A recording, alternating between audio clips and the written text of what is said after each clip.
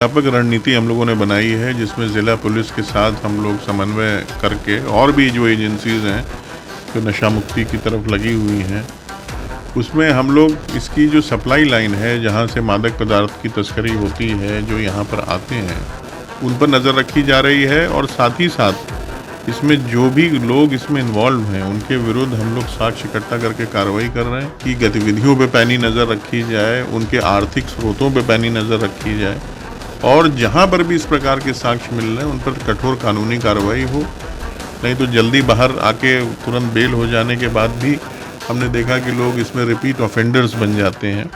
तो कोशिश रहेगी कि उनका एक तो परिवर्तन हो, लोग इस दिशा से हटें, इसकी जो गड़बड़ियां हैं उसको रियलाइज़ करें। बिहार में शराबबंदी के बाद सूखे नशे के लत जो युवाओं में आजकल पकड़ता जा रहा है, वो तादाद बढ़ते नज़र आ रहा है। उसी पर लगाम लगाने के लिए आर्थिक अपराध इकाई के द्वारा लगातार ऐसे कदम उठाए जा रहे हैं। अभी सूखे नशे के युवा काफ़ी आदी होते जा रहे हैं, जैसे गांजा हो गया, स्मैक हो गया, उसको लेकर के क्या कार्रवाई की जा रही है सर? देखिए, इसके लिए एक व्यापक रणनीति हम लोगों ने बनाई है, जिसमें ज़िला पुलिस के साथ हम लोग समन्वय करके और भी जो एजेंसीज़ हैं जो नशा मुक्ति की तरफ लगी हुई हैं, उसमें हम लोग इसकी जो सप्लाई लाइन है, जहां से मादक पदार्थ की तस्करी होती है, जो यहां पर आते हैं, उन पर नज़र रखी जा रही है। और साथ ही साथ इसमें जो भी लोग इसमें इन्वॉल्व हैं, उनके विरुद्ध हम लोग साक्ष्य इकट्ठा करके कार्रवाई कर रहे हैं। ज़िला पुलिस के माध्यम से भी दो प्रकार की कार्रवाई हो रही है। एक तो लोगों को अवेयरनेस की तरफ ध्यान दिया जा रहा है कि लोगों को जागरूक किया जाए, ख़ासतौर से बच्चों को, नव युवकों को, कि वो इससे दूर रहें। और दूसरा ये है कि जो छोटे छोटे डिस्ट्रीब्यूशन पॉइंट्स बन गए हैं ज़िले में, थानों में, उनको हॉटस्पॉट्स के रूप में चिन्हित करके उस पर विशेष अभियान चलाया जाए। वहाँ ऐसे तत्वों के ऊपर वॉच एंड वार्ड एक्टिविटी रखी जाए, उनकी गतिविधियों पे पैनी नज़र रखी जाए, उनके आर्थिक स्रोतों पे पैनी नज़र रखी जाए, और जहाँ पर भी इस प्रकार के साक्ष्य मिल रहे हैं उन पर कठोर कानूनी कार्रवाई हो, जिससे कि वो कुछ दिन कानून के दायरे में रहकर सुधार उनमें आए। नहीं तो जल्दी बाहर आके तुरंत बेल हो जाने के बाद भी हमने देखा कि लोग इसमें रिपीट ऑफेंडर्स बन जाते हैं।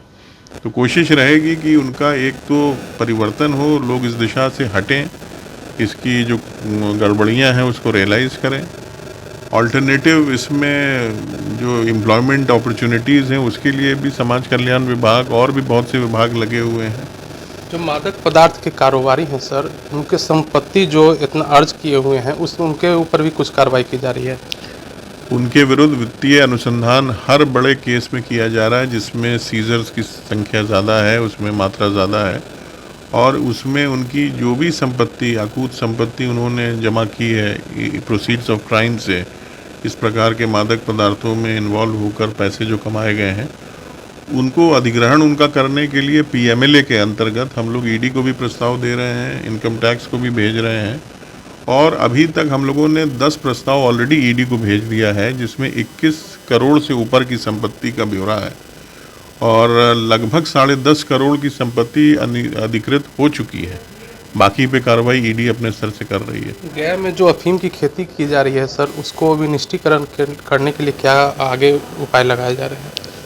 पॉपी कल्टीवेशन जो गया के कुछ इलाकों में हो रही है, उस पर ऑलरेडी कार्रवाई हुई है। वर्ष 2022-23 में लगभग 1290 एकड़ भूमि में जो लगी थी उसको डिस्ट्रॉय किया गया है। आगे भी अभियान चल रहा है और इसको जल्दी हम लोग पूरी तरह से समाप्त करेंगे।